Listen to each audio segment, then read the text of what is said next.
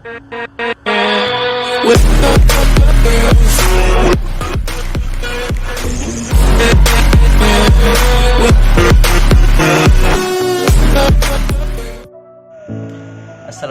warahmatullahi wabarakatuh ya, kembali lagi bersama saya Gerin di sini.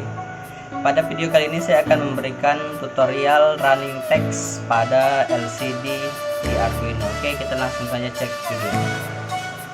Oke, ini adalah hasil rangkaiannya. Di sini saya menggunakan namanya modul 2C.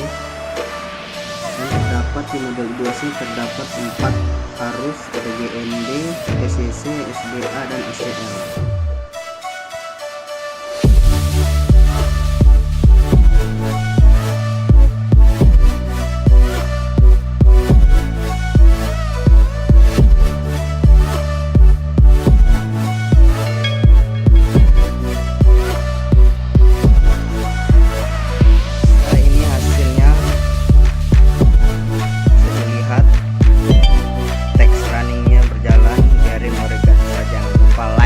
Subscribe, jangan lupa like and subscribe.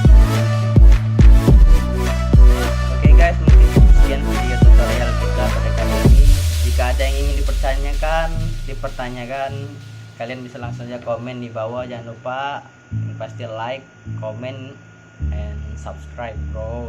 Subscribe itu gratis bro. Thank you.